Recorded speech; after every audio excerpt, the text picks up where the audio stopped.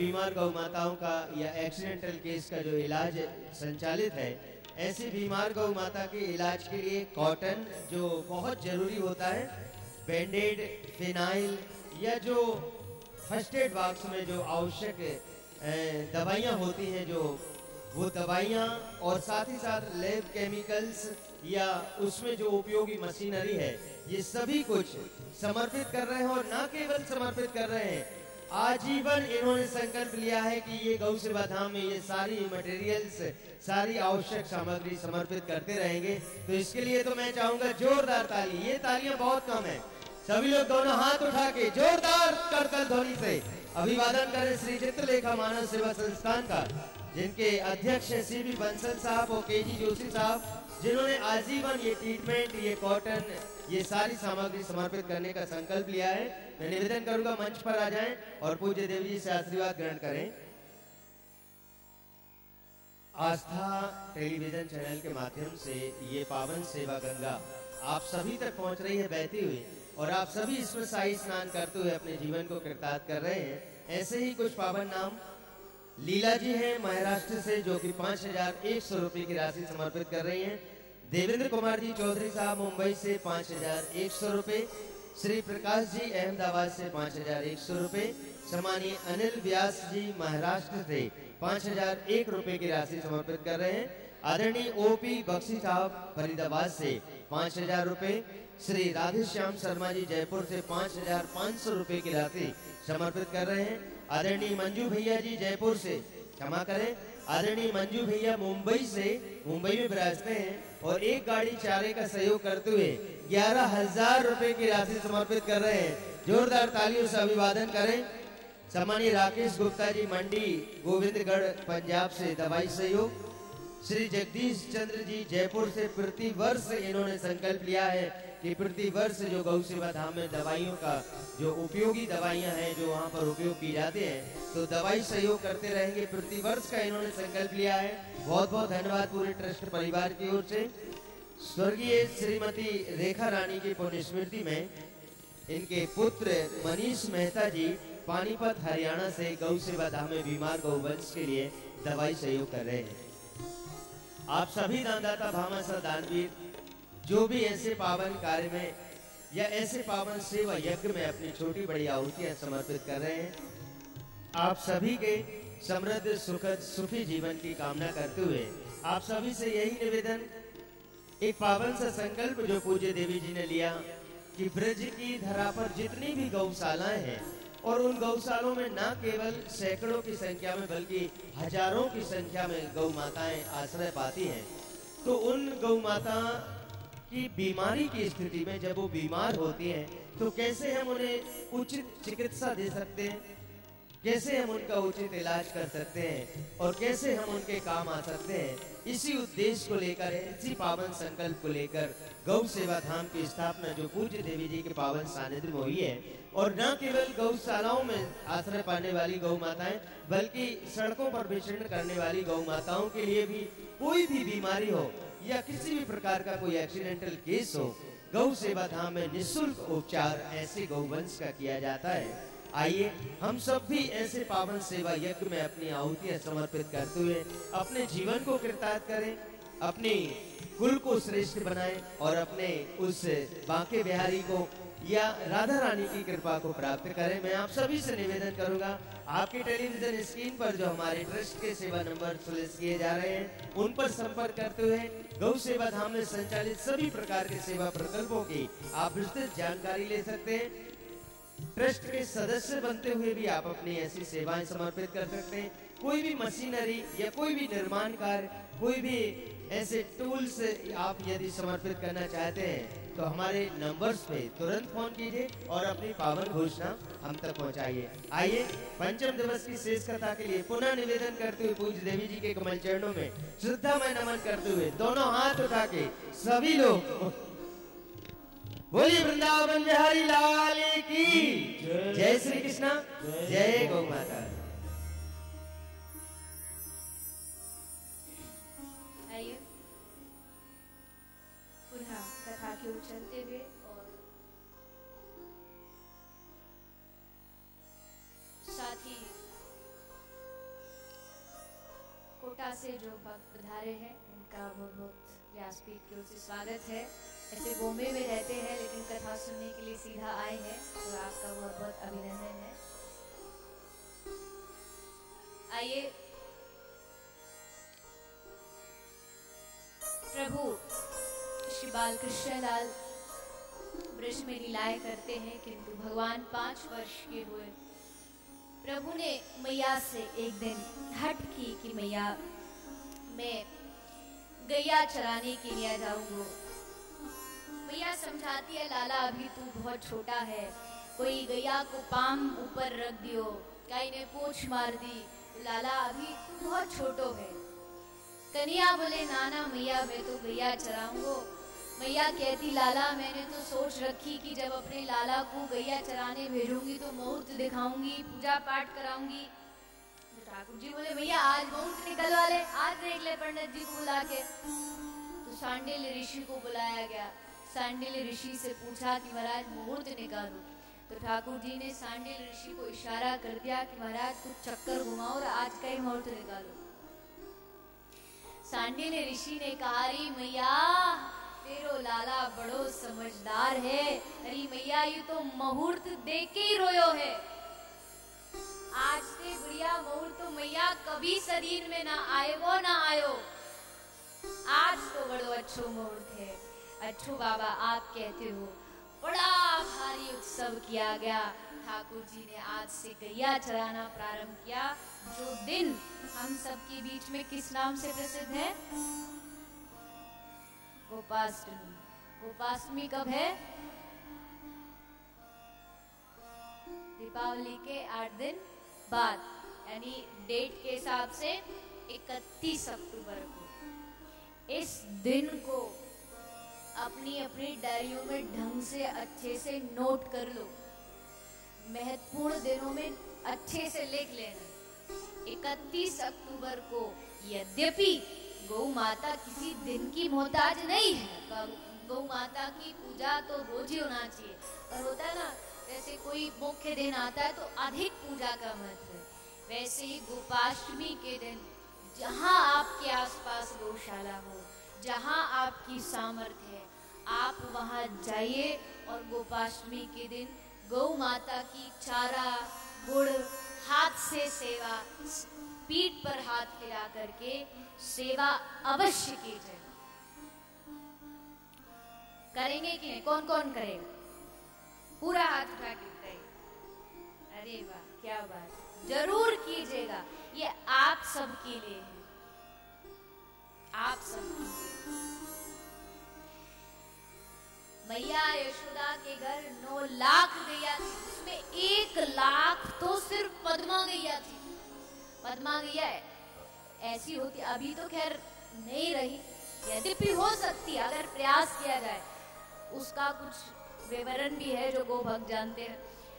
तो पद्मा गैया ऐसी होती है कि उसके मूत्र, उसके दूध से दूर दूर तक सुगंध आती है, दूर दूर तक।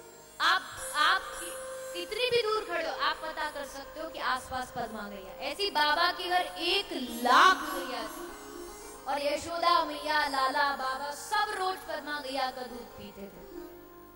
क्योंकि आप भागवत पढ़िए, भागवत में जब मैया रस्सी से मंथन कर रही है तो सुखदेव जी ने लिखा है रज्वा कर श्रम भुज चलत कंकनौ कुंडली च। मैया 80 वर्ष की मैया है और मंथन कर रही है, और उसका स्वरूप कैसा है सुखदेव जी लिख रहे हैं। बड़ी मोटी चोटी है, चोटी में फूल गुथे हुए हैं, मैया के हाथ, मैया के गले में पुष्पमाल। ऐसा वर्णन सुखदेव जी ने किया है कि कोई 20-25 साल की छोरी हो और 80 वर्ष की मैया है। क्यों? क्योंकि मैया पद्मा गैया का दूध पी, शुद्ध दूध पी, कोई बीमारी नहीं, कोई। और चलो वो तो मैया की आज से 5000 साल पहले। आपने कभी ये सब कभी विचार किया? आपने कभी सोचा कि आज से 50, 100, 150 साल पहले भारत में कितने हॉस्पिटल थे? इतिहासकार के जानने वालों पता लगाइए कितने अपोलो थे, एम्स थे, कितने, कुछ भी नहीं था। तो मतलब क्या लोग बीमार ही रहते थे? लोग बीमार होते ही नहीं थे। क्यों नहीं होते थे? इसका बड़ा सुंदर उत्तर दिया। सब अपने घर में गैया रखते थे। मान लो गैया एक ऐसा जीव है, पशु नहीं है, गैया पशु नहीं है, इस बात को ध्यान रखना। गौ माता को पशु कहने वाला पशु है, गैया पशु नहीं। तो गैया वो इतनी चतुर, इतनी चालाक है, वो पहचान लेती है कि मेरे मालिक को, जिसके घर में मैं रह रही हूँ, ये बीमारी है।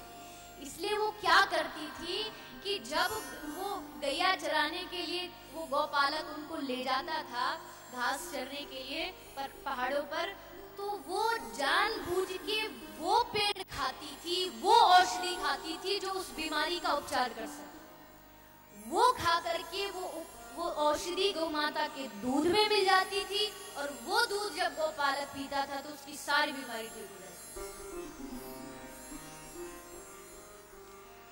अब तुम बताओ, जब हम वो डिब्बे वाला दूध पिएंगे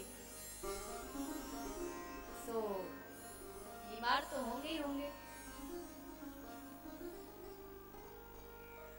अपने बच्चों को भी, ठीक है, कुछ बच्चे आजकल बड़ा नाक मुंह फुलाते हैं, बोले बड़े पतला सा दूध है, लेकिन आप शुरू से पिलाओ, ऐसी आदत पड़ जाएगी कि भैंस का दूध देख करके भी,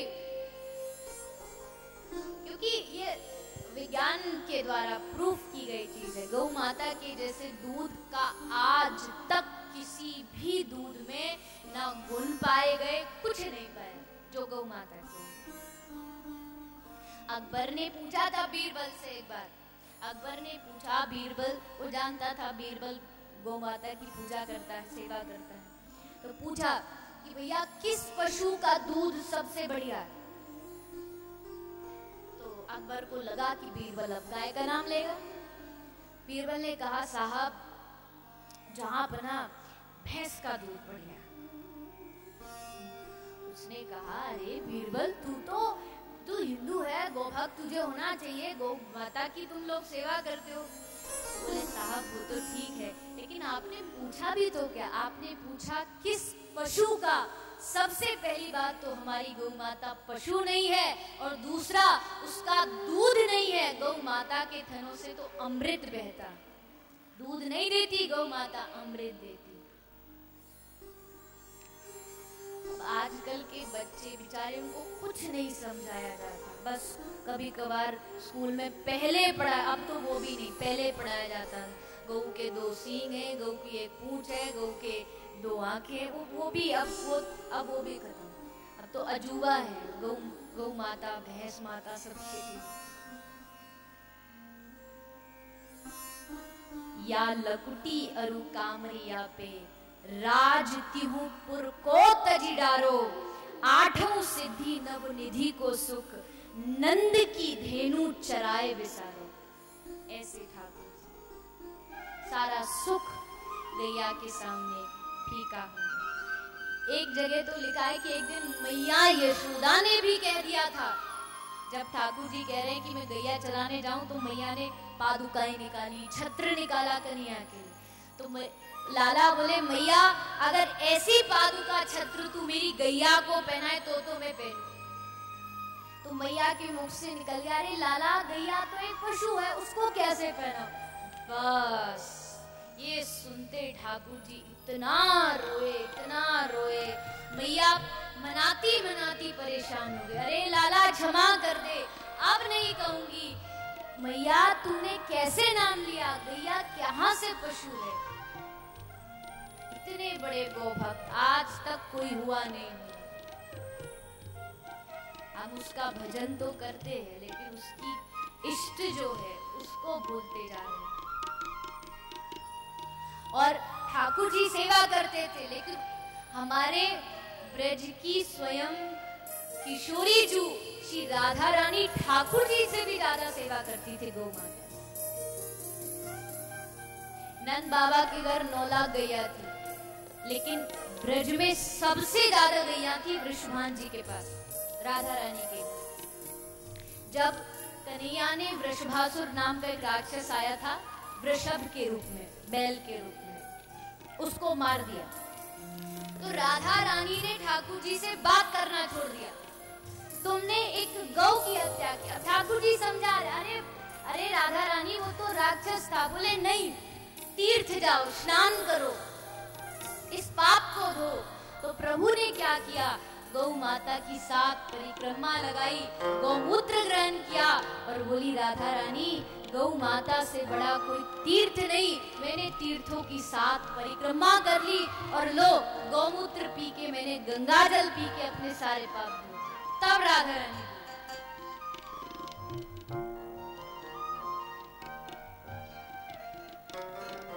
लेकिन आज जब हम सुबह अपनी आरतियां घुमा रहे होते हैं, मंदिर की घंटियां बजा रहे होते हैं, उन घंटियों के पीछे इस भारत देश के अंदर गौ माता की बहुत बड़ी चीख छुपी हुई है जो हम सुन नहीं पाते।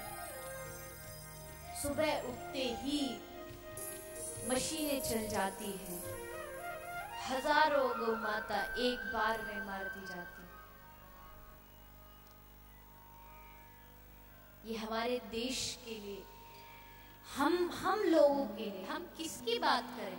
क्यों दूसरों को दोष देते हो कि ये नहीं करता, सरकार नहीं करती? तुम खुद करो। कब तक दूसरों को दोष देते?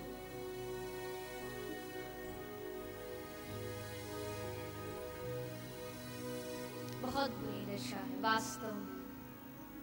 कई लोग जब, खैर कभी कभी लोग आते हैं, कई बार गौ भक्त बताते रहते हैं, कभी टीवी पर भी वो नेट वगैरह पे भी दिखा देते हैं कई ऐसे दृश्य जिनको देख के आत्मा कांप जाती है। कुछ ऐसे गौ भक्त भी हैं जिन्होंने 2-2, 3-3 घंटे उस कत्ल खाने में रह कर के उस दृश्य को देखा। जब वो बताते तो आंखों से आंसू आ जाते। ऐसा दृश्य वो उस समय गौ माता ठाकुर जी को जरूर याद करती होगी, पुकारती होगी, हे कृष्ण तू कहाँ छुपा है? एक वो दिन था जब गैया नहीं खाए तो कन्हैया नहीं खाए, गैया ना चले तो कन्हैया ना चले। आज एक ये दिन है, पुकारती होगी वो कहीं कृष्ण।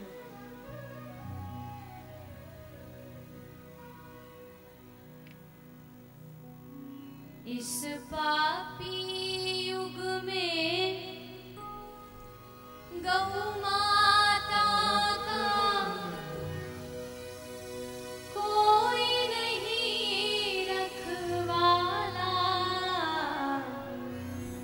हे गोविंदा गोपाला, हे गोविंदा गोपाला, हे गोविंदा गोपाला, हे गोविंदा गोपाला। ये एक गौ माता की पुकार है जो वो ठाकुर जी को कहीं पड़ी पुकारती होगी, कहीं बुलाती होगी। उसकी आंखों से कृष्ण की याद में अश्रु बहते हुए।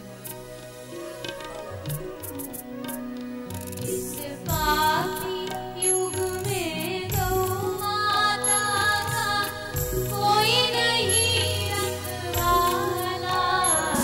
हे गोविंदा गोपाला, हे गोविंदा गोपाला, हे गोविंदा गोपाला, हे गोविंदा गोपाला। जो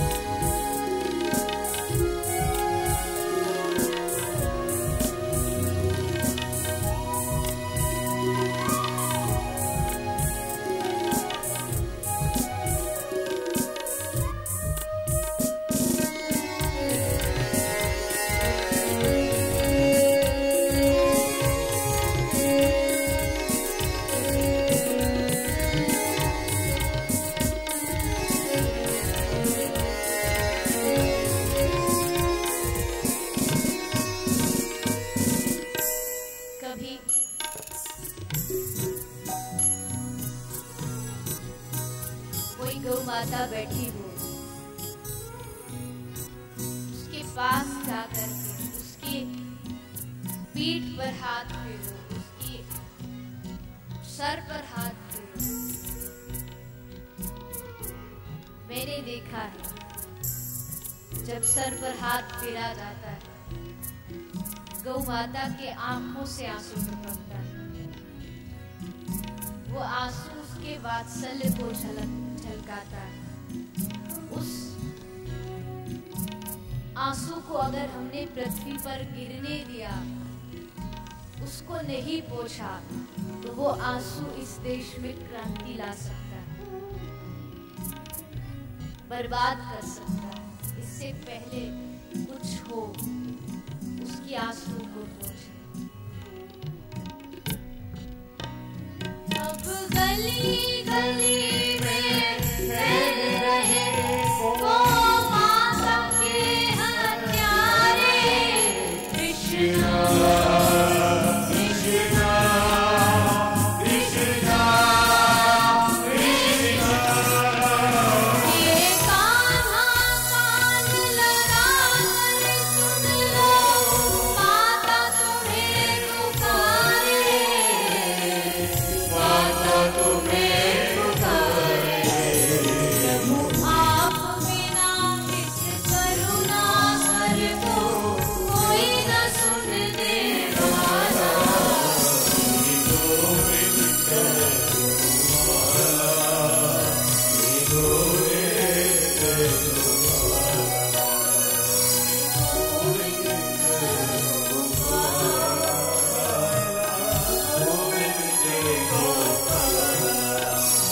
अब गौ माता ठाकुर को कह रही है, प्रभु नहीं आते,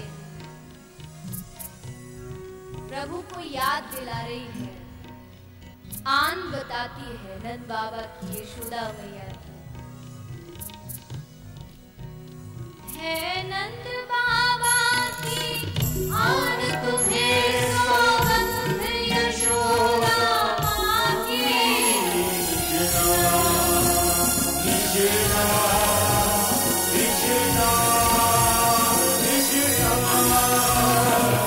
नंद बाबा की आन तुम्हें सौगंध, यशोदा माँ की, सौगंध यशोदा माँ की। ओ हत्यारों का दमन करो या कर दो देश निकाला। हे गोविंद गोपाला, हे गोविंद गोपाला, हे गोविंद गोपाला,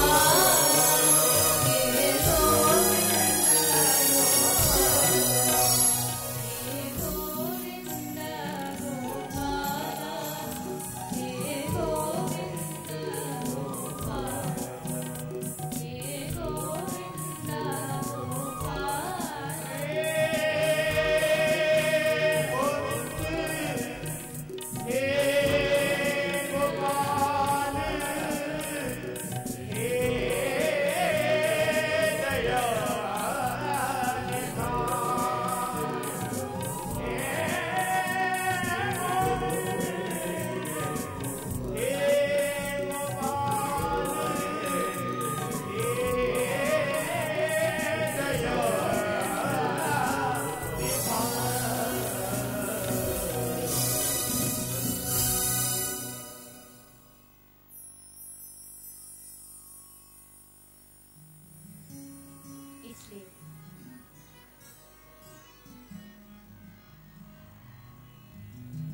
अगर सामर्थ्य होते हुए भी अगर हम गौ माता की सेवा नहीं कर पा रहे हैं, तो ये हमारे लिए सबसे, क्योंकि हमारे शास्त्रों में संतों की आज्ञा है और सब काम सामर्थ्य में करो, लेकिन गौ रक्षा, गौ सेवा सामर्थ्य से बाहर करो।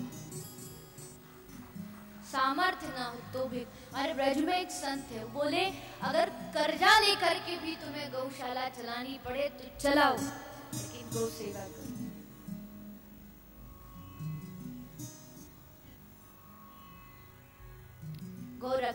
गौ रक्षा याद रखे, जो सिर्फ व्यासपीठ पर बैठ के गौ रक्षा चिल्लाते, उनका ही दायित्व नहीं है। हर एक जीव का दायित्व, हर एक प्राणी मात्र का दायित्व गौ रक्षा के, गौ सेवा के। यही कारण है आप, मेरी आपसे प्रार्थना है, आप कभी आइए वृंदावन मथुरा तो जरूर आइएगा गौ सेवाधाम हॉस्पिटल में। आपको पता चलेगा कि गौ माता की क्या क्या दशा हम लोगों ने बनाई।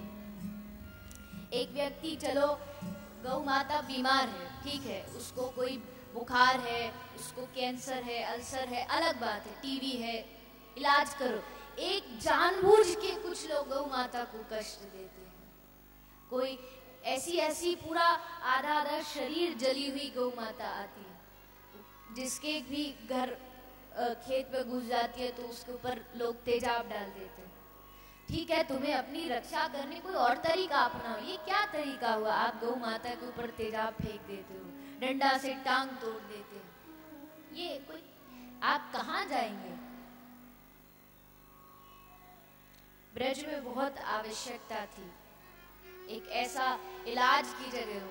अब आदमी को जरूरी है तो बोल तो सकता है, गौ माता तो क्या किसको बोलेगी? कई माता तो, गौ माता तो ऐसी आती है अंतिम स्टेज पर, पता नहीं होता, एक महीने से कहीं सड़क पर पड़ी है, किसी ने फोन कर दिया, लेके आए, पता चला 1 महीने से बीमार है, इतना तेज बुखार।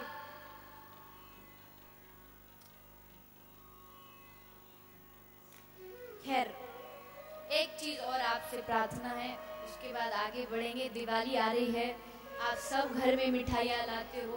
वैसे तो मिठाइयों में आजकल वैसे ही सब मिलावट है, पर फिर भी आप जो भी मिठाई लाए, मिठाई के, जिस भी मिठाई के ऊपर चांदी का वर्क लगा हो, उस मिठाई को, अगर आप सच्चे गो भक्त हैं तो आज यहाँ प्रतिज्ञा की जाए, आप वो मिठाई का पूरा बहिष्कार करें। दिवाली पर ये सबसे ज्यादा गौ हत्या होती है, क्योंकि वो जो चांदी का वर्क वो सब गौ माता के आंख से बनता। आप अनजाने में कितना बड़ा पाप करते हो। अब समय नहीं है कैसे कैसे बनता, आप कहीं भी पूछ लेना, कहीं सर्च कर लेना। बाकी ये पक्का प्रूफ हो चुका है कि गौ माता का आंख से ही वो वर्क बनाया जाता है। इसलिए जिस भी मिठाई पर वर्क आपको दिखे चांदी का, उसको तुरंत त्याग दीजिएगा, वरना आप अब जानबूझ के पाप करो। ऐसी आपसे मेरी प्रार्थना। तो ठाकुर जी गैया चराना मैया की आज्ञा से प्रारंभ करते हैं। 5 वर्ष के लाला गोवत्स चराने के लिए जाते हैं। प्रभु अघासुर का उद्धार करते हैं, जो अजगर के रूप में आता है। भगवान ने भोज का आयोजन किया। उस भोज में भगवान ने कुछ झूठा खाया, झूठा दिया, और ब्रह्मा जी को उस पर संदेह हो गया, क्योंकि भगवान है और इतना अब मर्यादा ये कैसे शोभा देती है। पहले ही कहा था कि भगवान ने गीता में कि लोग मेरी लीला को समझ नहीं पाते। मनुष्याणाम सहस्रेषु कश्चित् द्यतति सिद्धये। 7वां अध्याय में गीता में कहा है, कोई हजारों में से, कई हजारों में से कोई एक मुझे अच्छे से जान पाता। ब्रह्मा जी धोखा खा गए, वत्सों को चुराया, ग्वालाओं को चुराया, किंतु भगवान ने अपने ही रूप से ग्वाला और बछड़े प्रकट किए। 1 वर्ष तक चराया। ब्रह्मा जी को अपनी गलती का एहसास हुआ, क्षमा मांगी, बछड़े और ग्वाला वापस दे दिए।